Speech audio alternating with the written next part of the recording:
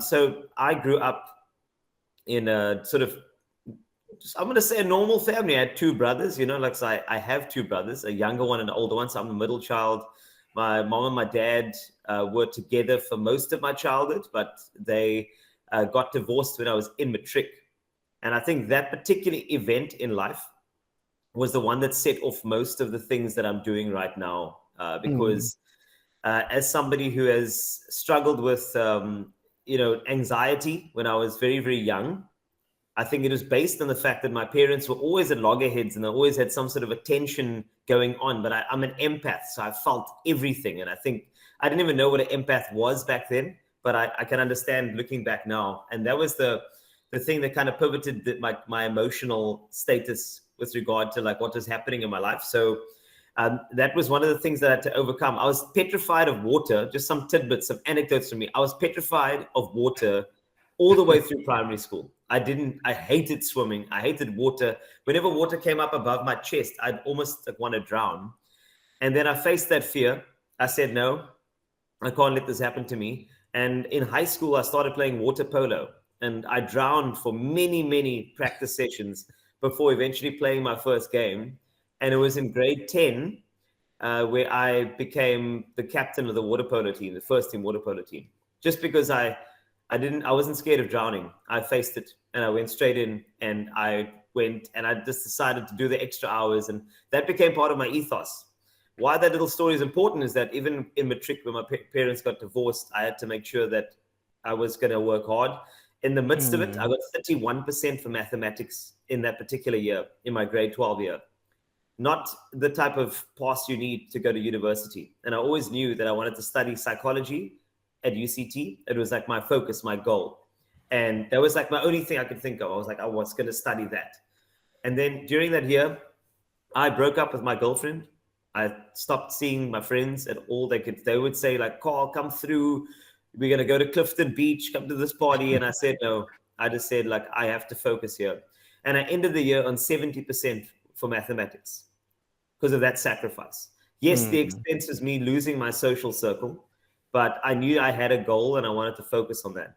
But there were still things at home that I had to fix and had to be a part of. And my older brother had left the home because he was studying architecture. So I had to be the breadwinner. So my younger brother and my mom and I lived under the same roof. And I worked 5 jobs in my gap year to try and make ends meet for the family. And I did everything. I worked in a video shop. I coached water polo and football at my old high school. I sold UPSs. I did pamphlets like at the, door to door. I even did in the malls, those tasters where there's people that come to you and they ask you to taste from the spoon.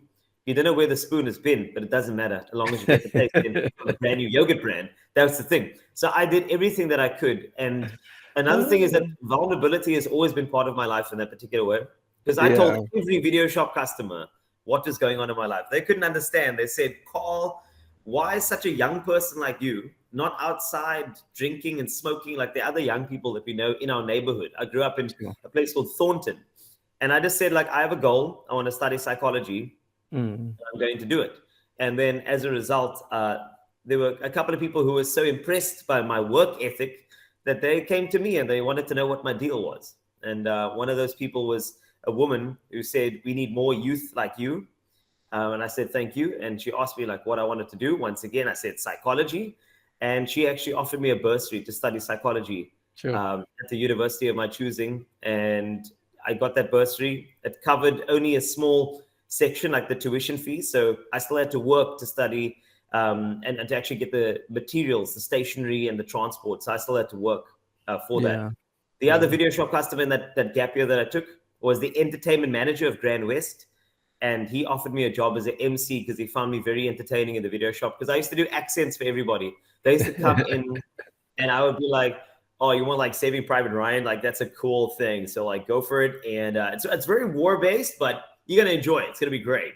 I used to do all of those voices for everybody.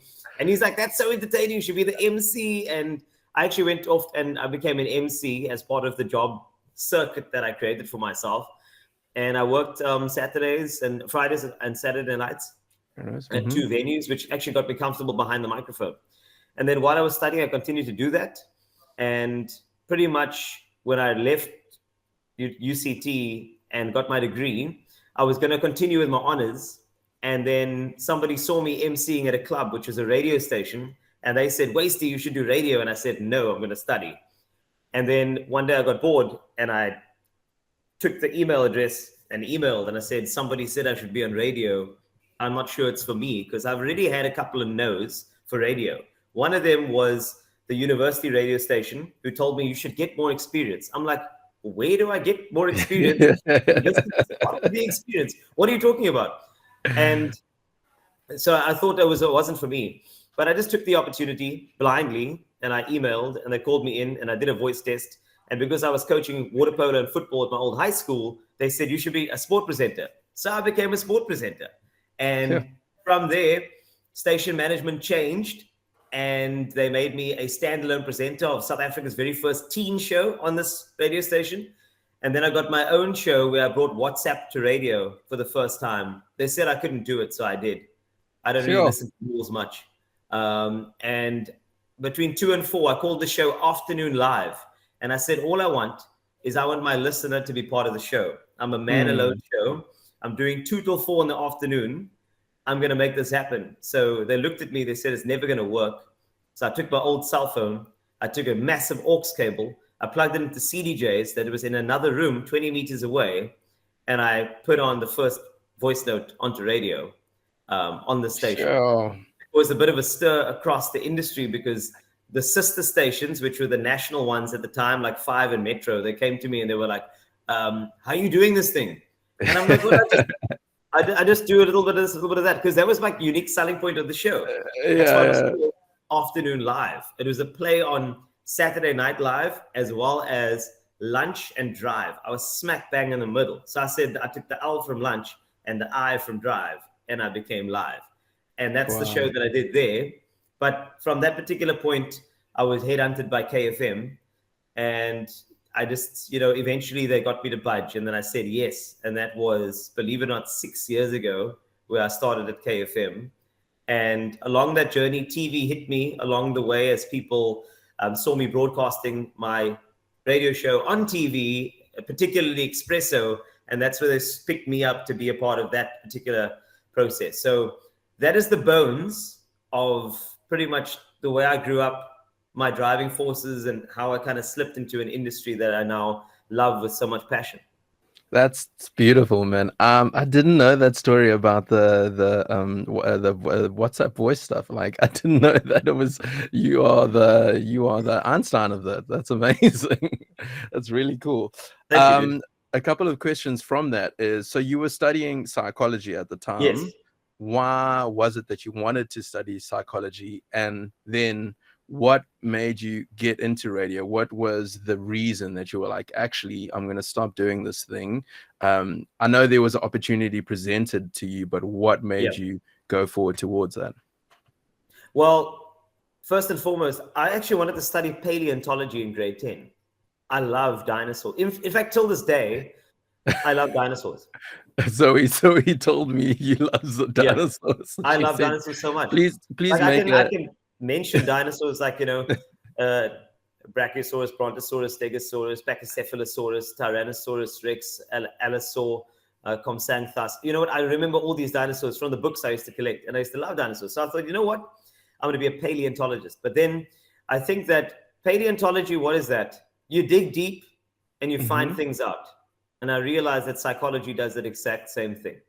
And I think because of my own trauma and my vulnerability that I had shown through what is going on in my own life, I realized in that moment that I needed to interpret that and understand it and reframe it in a way that I think would be better for me growing up. And psychology would be that key. I think also it offered me something that was quite, I'm going to say, it was varied. It was open. Because when I was at high school, I took this subject called textile design that also allowed me to do history of art. And history of art is, you'll be surprised, all of the greatest artists of our time, the reality is a lot of them had issues when it comes to mental health.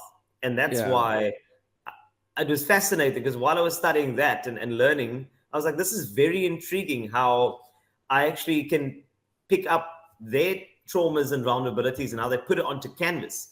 So the interpretation got me fascinated, and I decided, you know what? Let's do the psychology thing. Let's go into it and let's give it a shot and try. And I did my research, and it sounded fascinating. A lot of theory, a lot of admin in that particular way.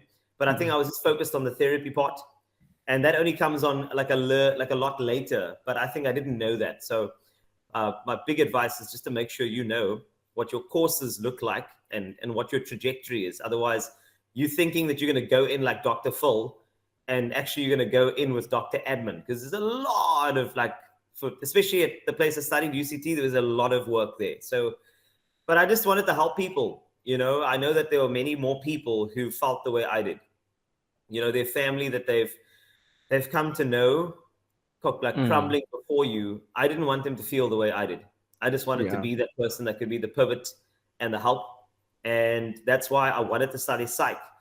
When radio came to me, I honestly thought entertainment industry is not for me. Yes, I was working in that space as an MC, but I wanted to focus and hone my skills in psychology.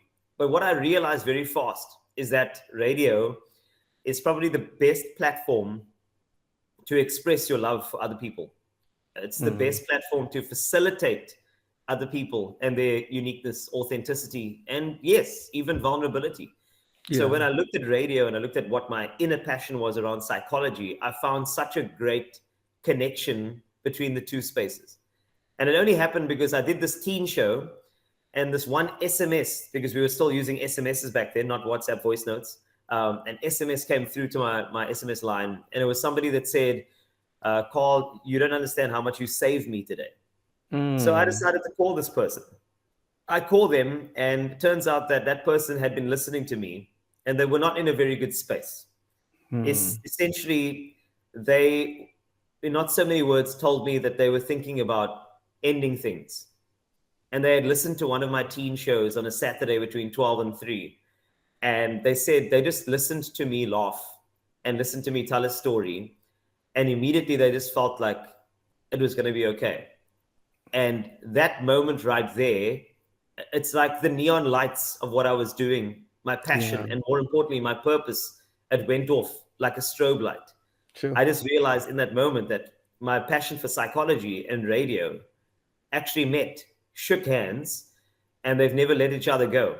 So that's why there's such great connections between the two spaces. And even today on my show, I still have something called Psychology on a Monday, where people tell me what they're feeling. And I give them music. I've even used some of your songs in that particular application. And it's just about talking, about telling people how you feel. And I can bring it to my radio show because my two loves can live in the same space. I mean, why not? Your two passions, 4 passions, 5 passions, you don't have to pick one. They can all coexist. And I'm so happy that mine can today. That's beautiful, man. I mean, you answer so many of the questions that I want to ask you within that. Like, I love how you're such a great communicator across a medium that is traditionally maybe one-sided, because you're almost having conversations with people where they not everyone can speak back to you, but you're still managing to communicate to people in a way where it's still a conversation. Do you know what I mean? Besides from the WhatsApp voice notes and the SMSs and things like that, like, people feel like they're engaged in some type of conversation. And not only that, like, you're not just an entertainer on the radio, you're also an educator on the radio. You're also helping people learn, making feel people better, which is why I think you stick out from everyone else, where everyone else is a great entertainer. Like, I'll never take that away from them, and they're amazing at what they do. But you're special because you make people feel something. You make people feel seen in a medium where it is, there's no TV, there's no cameras or anything like that. Like, I guess, if you can watch the videos online and things like that, but traditionally, if you're sitting in the car, people can't see you and you can't see them, but somehow the way you communicate to them tells them that they're seen. And it's so beautiful. When I chat to my friends about you, like, I don't even mention, like, they always say how much they love you. My wife Daniela, she's always like, she loves listening to your show because she's always learning things. You always telling people interesting things like that. How did you get good at that? Was that from your psychology background? Was that something that just came naturally to you? Was it something you had to learn and like figure out inventive ways, voice notes or WhatsApps, things like that? Like, was that important to you when you started, or how did that come about?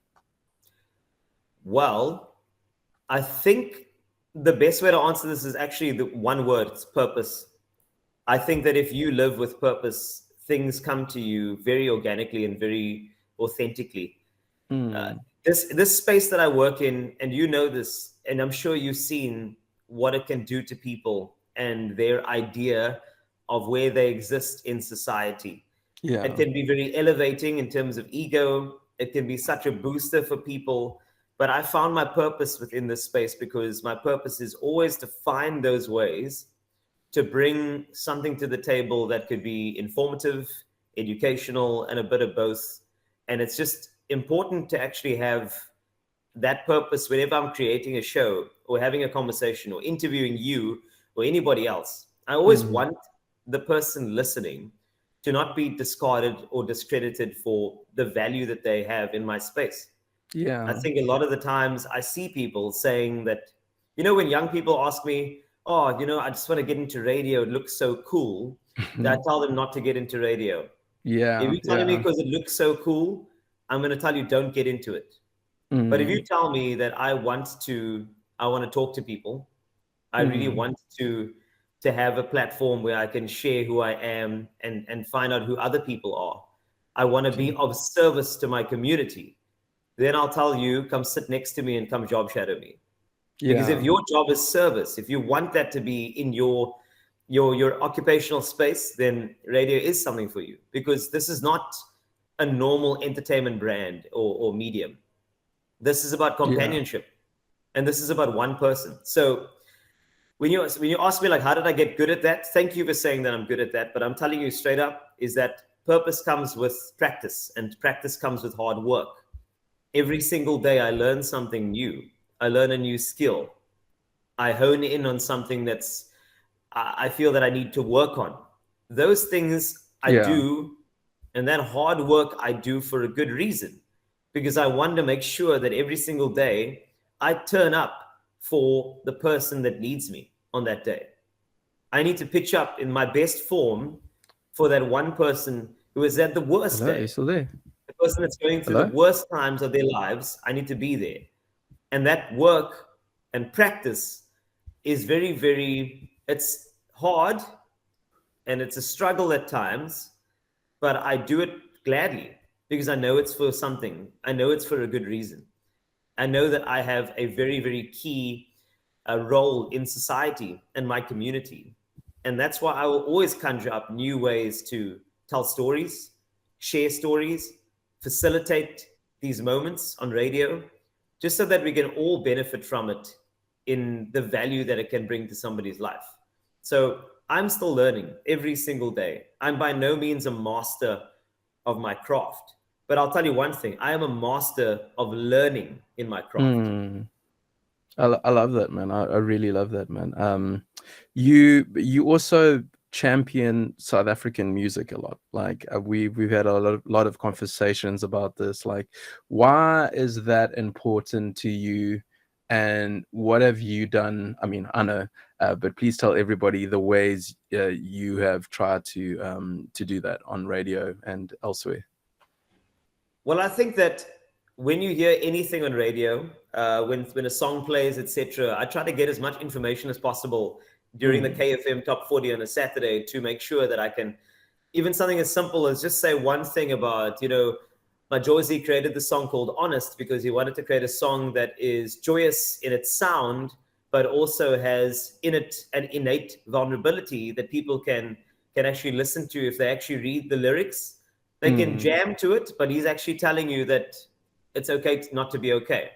And I have those that meet because I listen to a lot of yeah. South African music and I listen in a lot of interviews and I learn a lot of things. And the thing about that is that I want our local communities to champion South African music, because you guys are small businesses. And I think Yeah. that we need to create these micro economies for our local artists so that they can be better. The reality is that I've met so many people, Majosi, who have been in this industry and have been turned away because their song was not radio type. It wasn't, it didn't happen for them. And they made one song and they gave up. Mm. I know so many people. I mean, I chatted to somebody who won Idols the other day. It's funny you asked me this question. Her name is Jodie Williams. And I chatted to Mm. her and I said, Jodie, where are you? What's going on? And she told me, no, I'm a mom now and I'm married and I'm doing my thing. And I'm like, that's fantastic. And then what happened to the music industry? And she pretty much told me how much it it took away from who she was, because there were so many Yeah. people around her who were asking her to be something that was completely outside of who she actually was. She was asked to make music that she didn't back or have passion. And all of this came from this commercial construct that a lot of radio and actually music management teams have in their heads. And I Yeah. think that as radio presenters, and not just me, but I want everybody to make sure that we can create a massive billboard for South African music so that Yeah. these South African songs are undeniable on radio.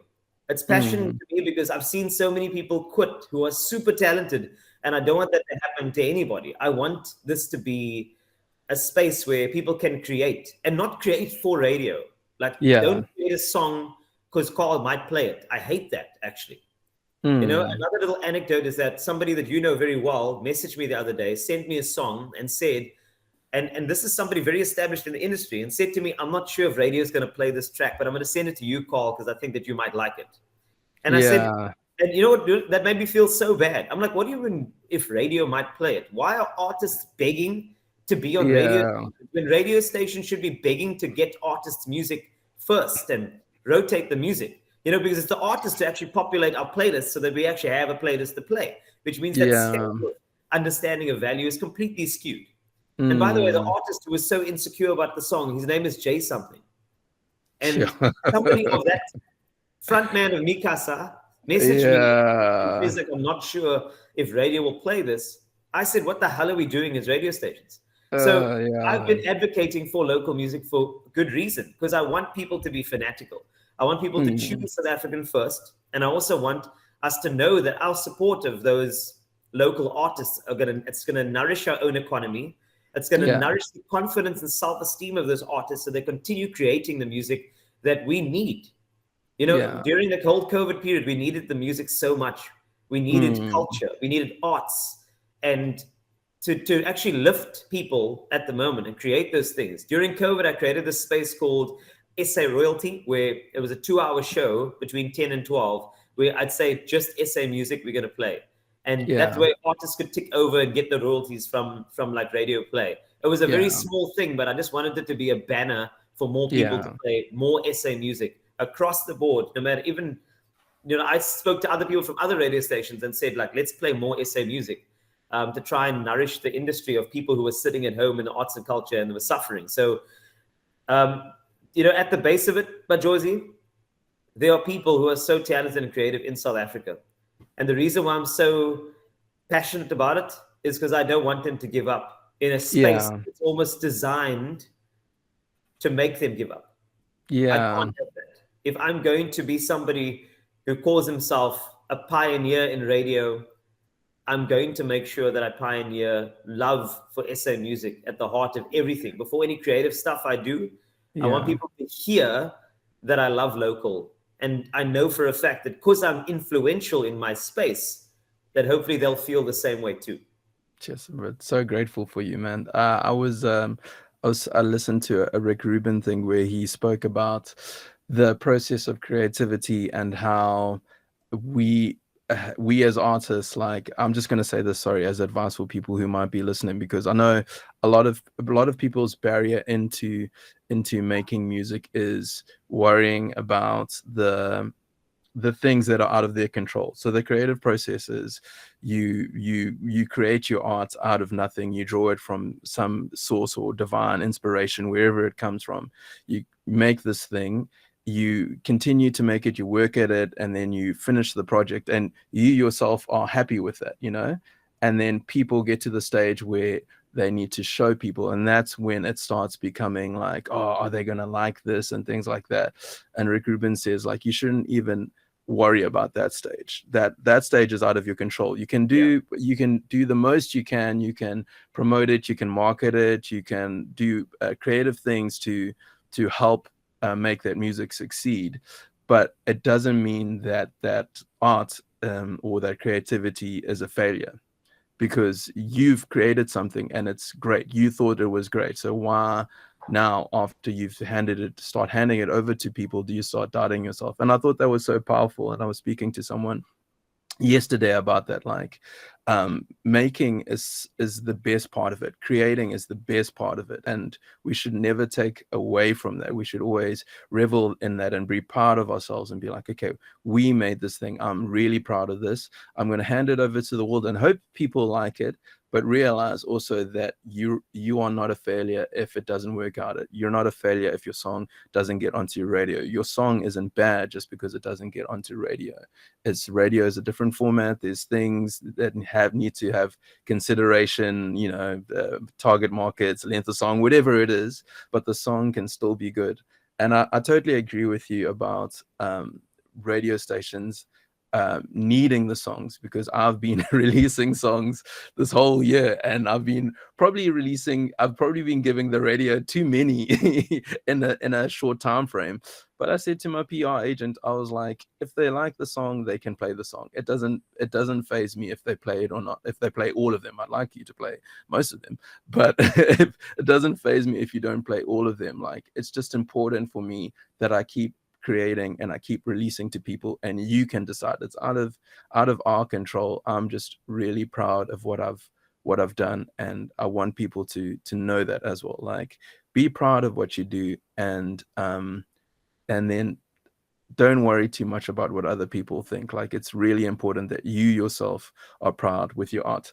That being said, arts and culture in South Africa is a difficult space, but it's very important. Like, what does arts and culture mean to you as being someone who is not, I guess, a traditional artist or a musician, but you are so important in that space?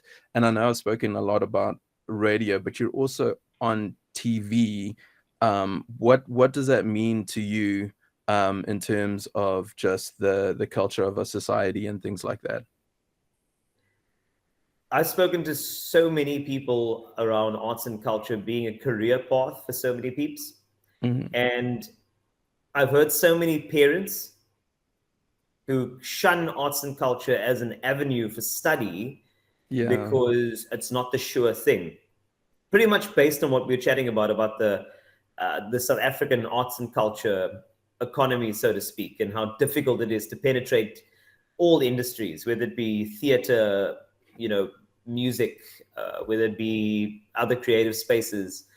But I do believe that my role is vital, because I want to make sure everybody who wants to try something, who wants to be in whichever art space, if you want to put a brush to canvas, if you want to sculpt, if you want to dance, if you want to sing, if you just want to be somebody in that arts and culture space, I think it's vitally important for us to have a space at the table for everyone who wants to choose that path.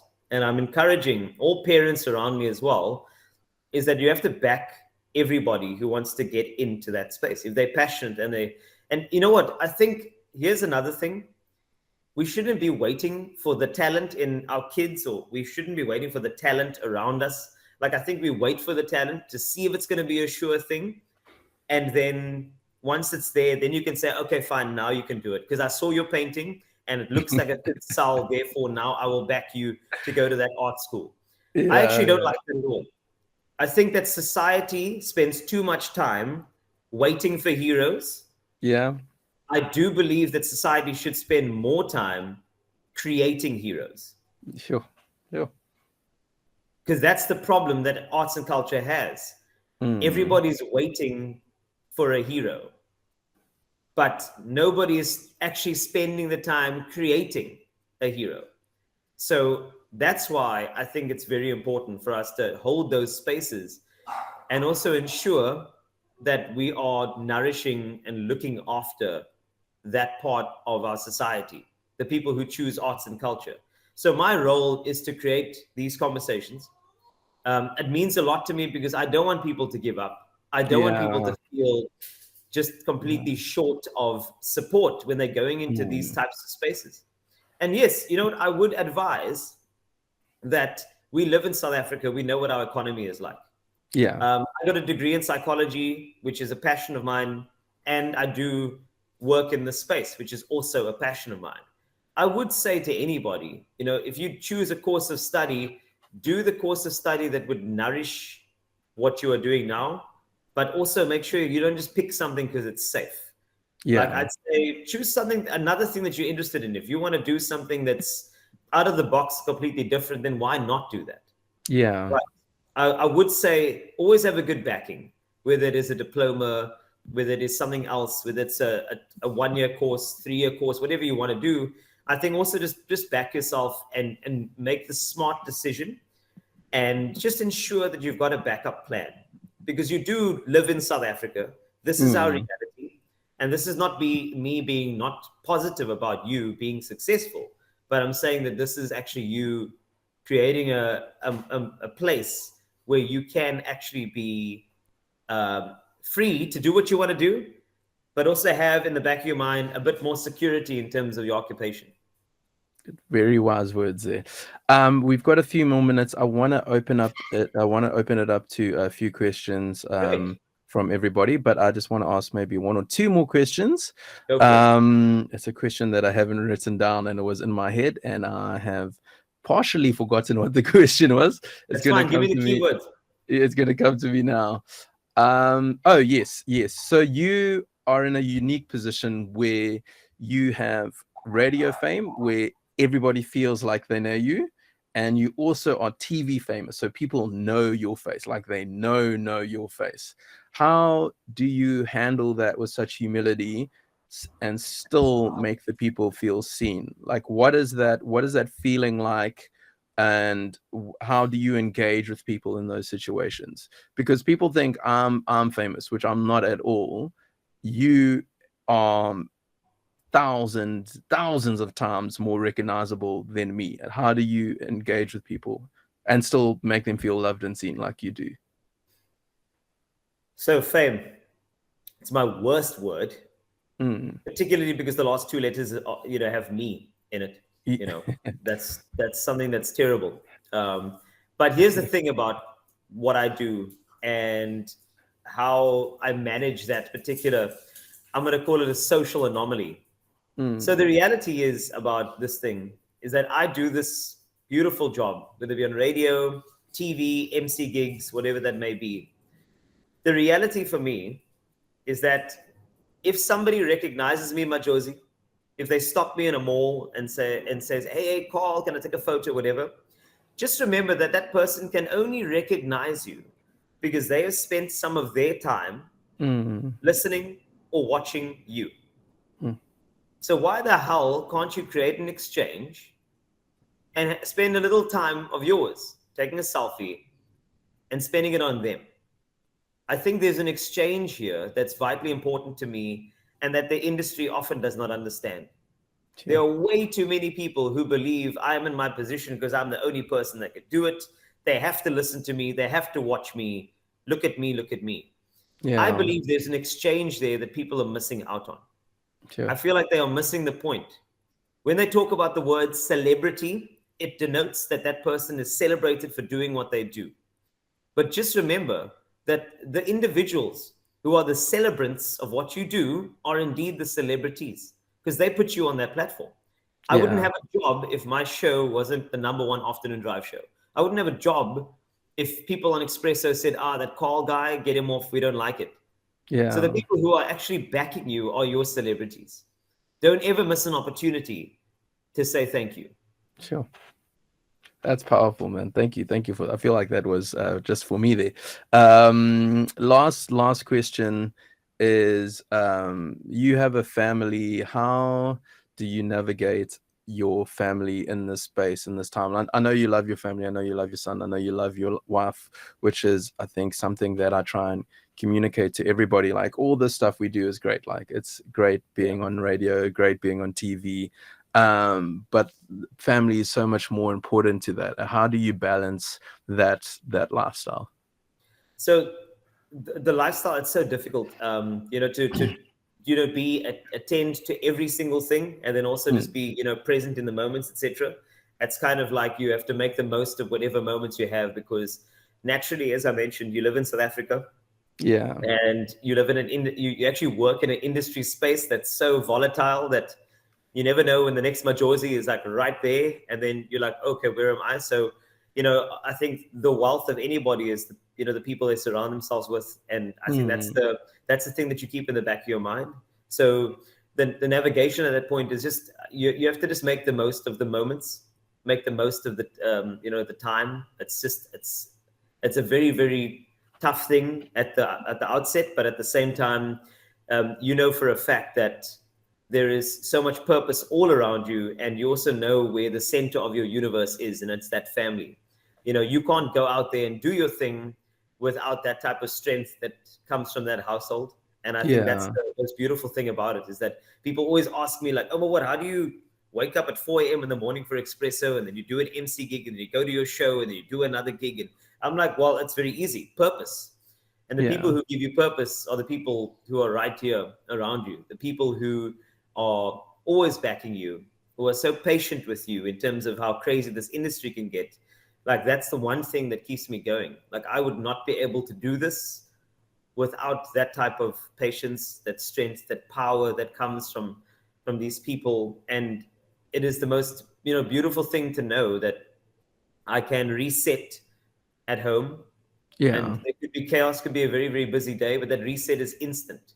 When you are amongst your family, it's kind of like all of the volume buttons are turned down, and that audio of that prosperity and that positivity is just turned all the way up, and suddenly you feel like you are just safe. You're kind of safe in the sound of your family. That is the honest truth. So I love that about the darlings that I surround myself with.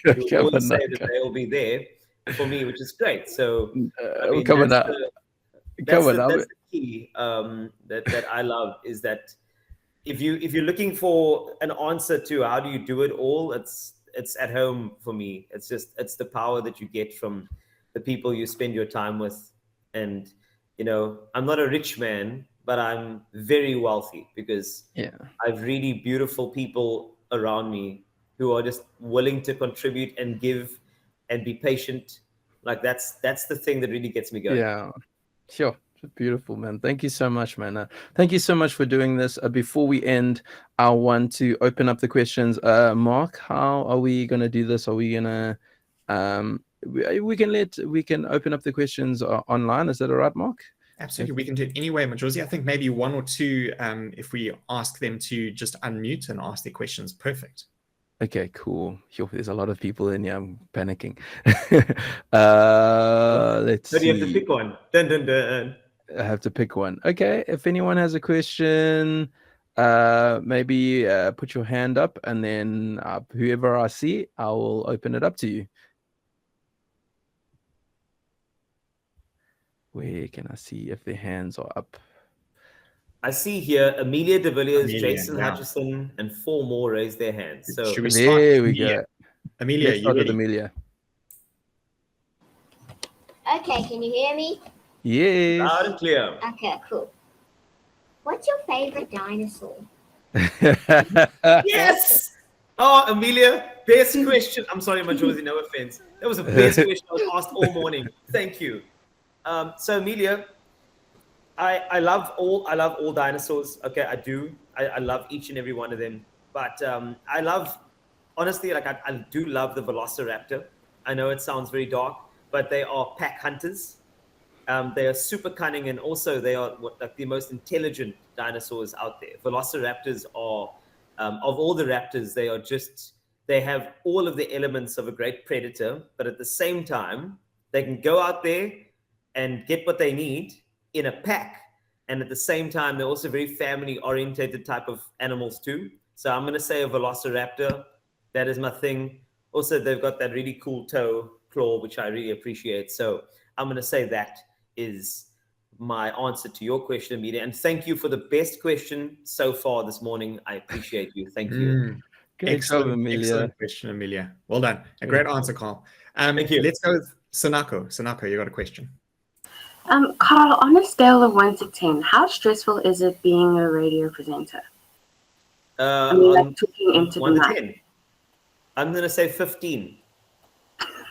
It's 15. Well, I'll tell you why. So remember, like a lot of things in your life, things are going to be 15 out of 10 stressful.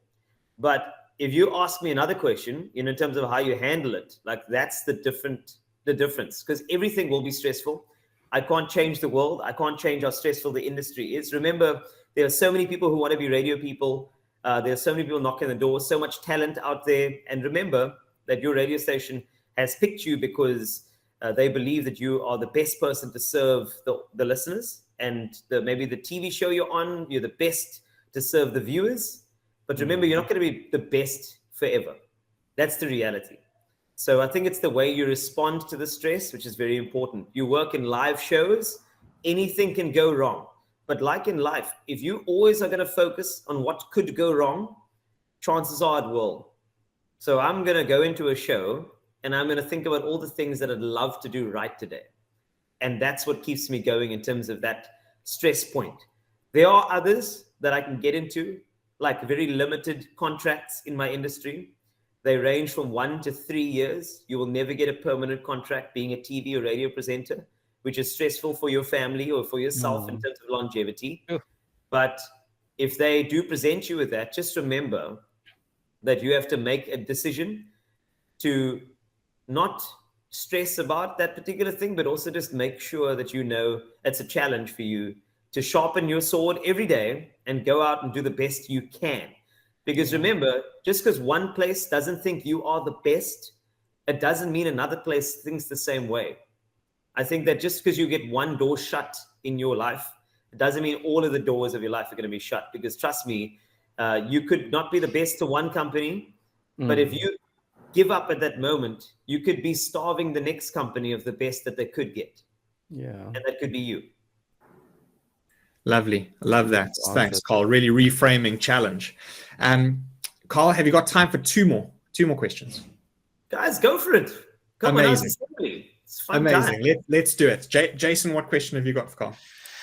Morning, Carl. So I definitely am not going to be able to follow up with the quality of question that Amelia has given us this morning.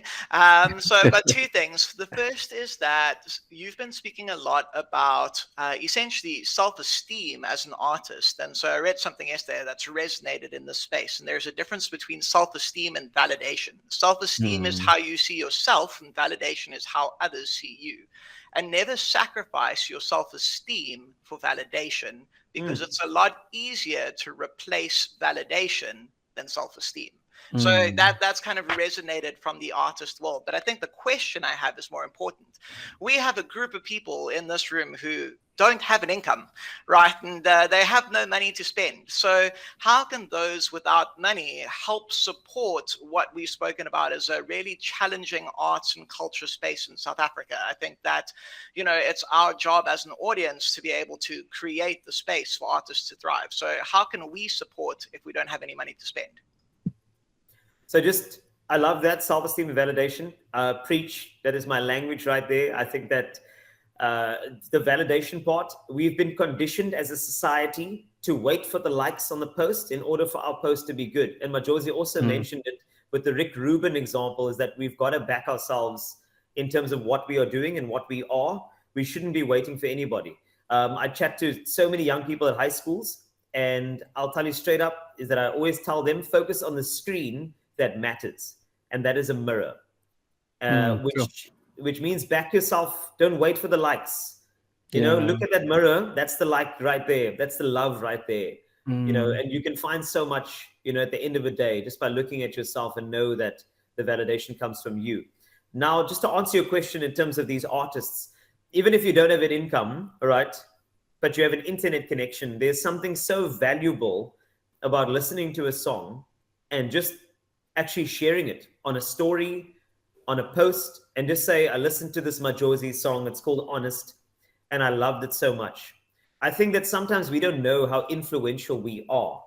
And we also don't know, our following could be 200 followers on Instagram or 10 followers. It doesn't matter, because what you've done for that artist by saying, I love the song, I'll be there, it was wonderful, or I love Mi Amor, it's great, whatever that may be, you just posting that with zero money in your wallet, all right, with zero money in your bank account.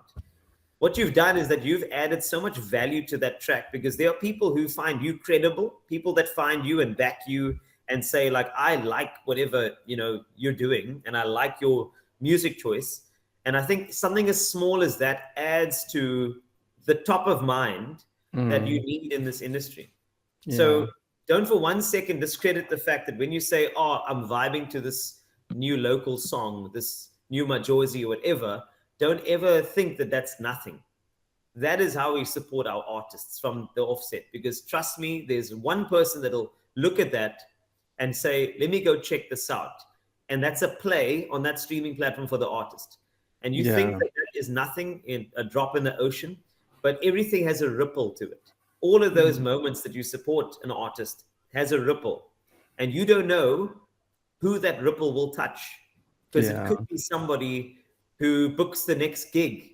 It could be somebody's parent who works for a company that offers that artist a gig, and that particular gig pays for the artist's next studio session. That next studio session could be that artist's next Sama Award. That Sama Award could get that artist on the radar of somebody who's part of the Grammy Award Foundation. That artist could be the next Grammy Award winner. Don't forget that whatever you do, every single action you have has a ripple.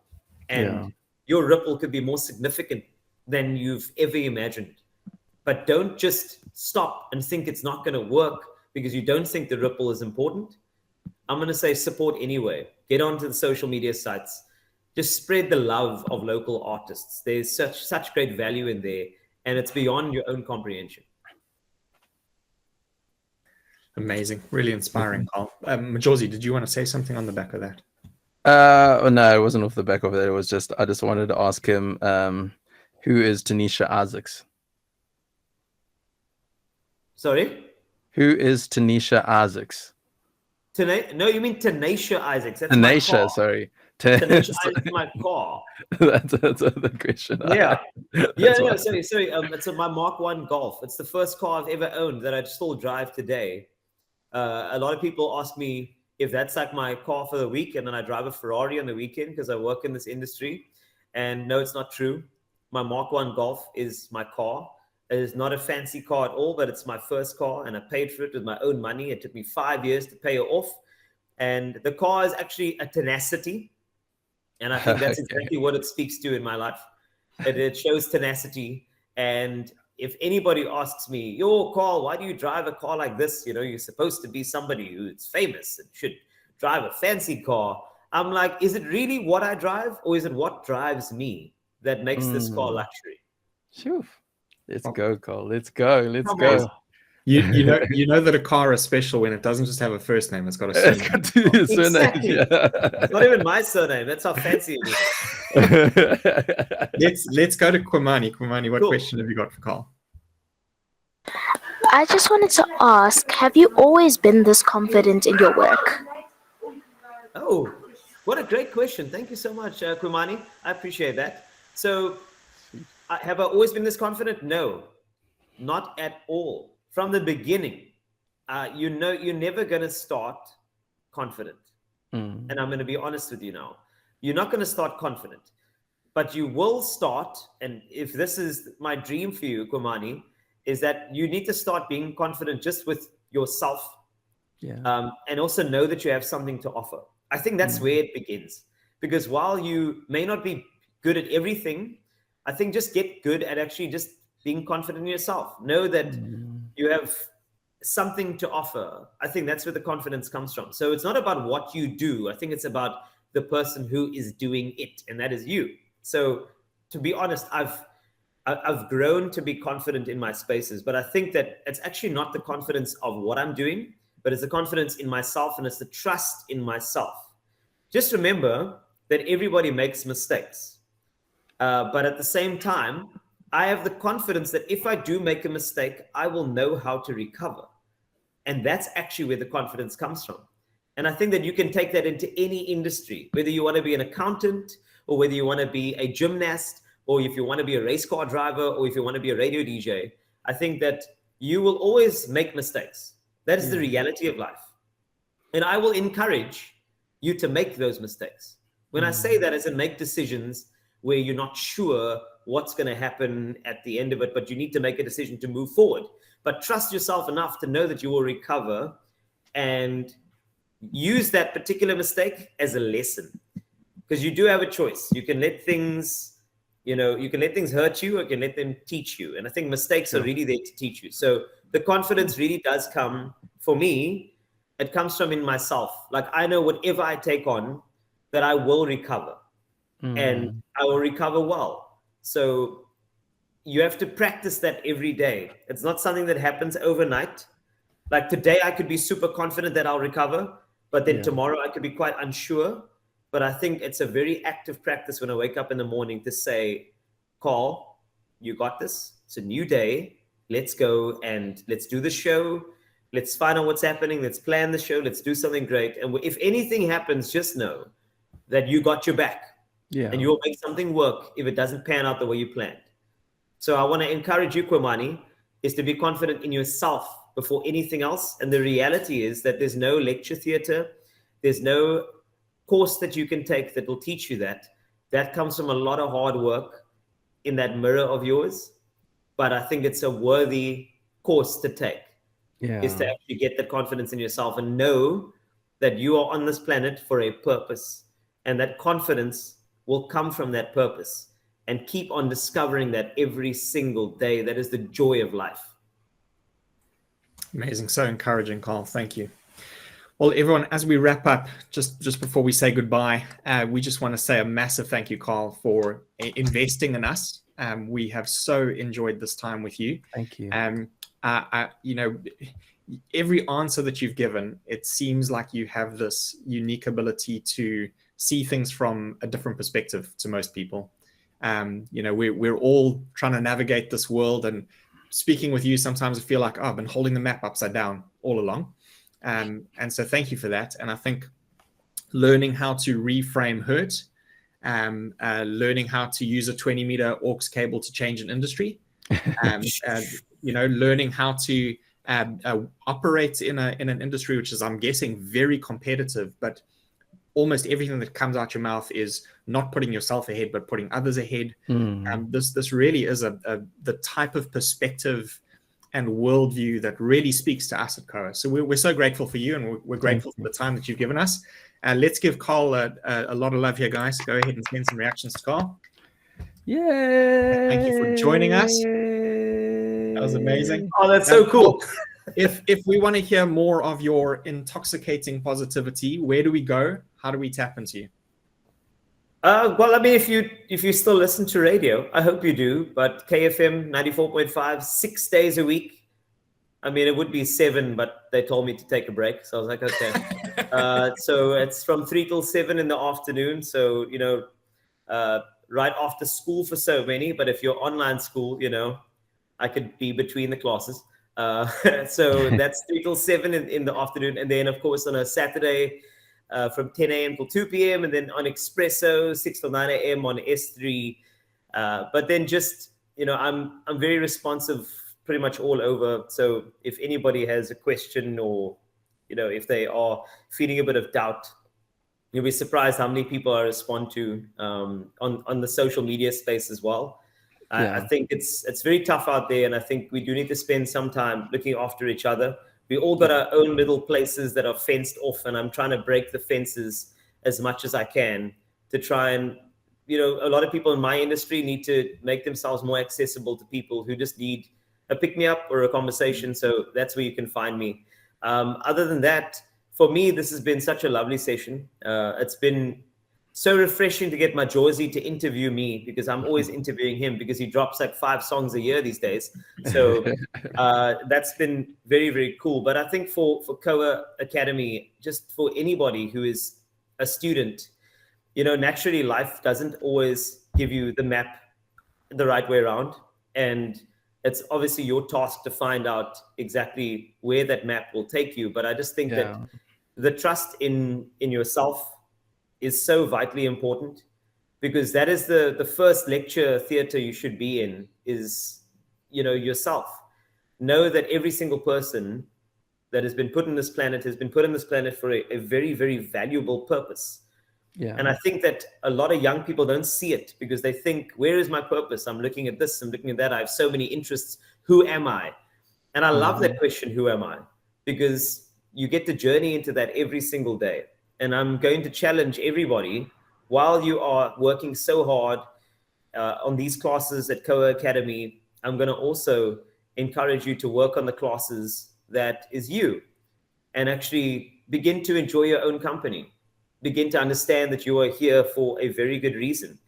And that if you give up now, you are going to be starving the world of somebody who is supposed to be the purposeful person that was going to change it in some way, whether it be to one person or to everybody. So I just want to encourage every single person here to know. And if you're feeling like you are a bit low, if you're feeling like you don't feel like you have a certain purpose or a drive, or your friends have spoken about what they're going to study after school, good for them. Love them and bless them. But you are on your own path and your own journey, and just know that you are here for a very, very important purpose. And I just want you to know that the purpose comes from a little phrase that I think for me, I changed my perspective on life because of it. There was a moment where I found a bookmark in a Bible, believe it or not, back in the day when I was a young boy. And I can tell you now that the little bookmark had a quote in it. And I love the quote so much that it really changed my life. And I want to share it with you. And essentially is that what you are, that's God's gift to you. What you make of yourself is your gift to God. Essentially what it means is that no matter what, you could be absent of an idea right now, but you have so much to offer this world. You have so much that it's going to surprise you. The confidence is going to build, and you're going to become something so special.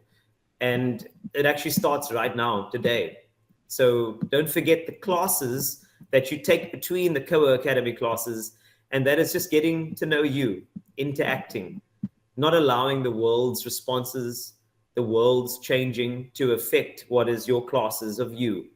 And I know for a fact that you will be super, super successful. And you're going to find out exactly what the success means to you, and you will reach it.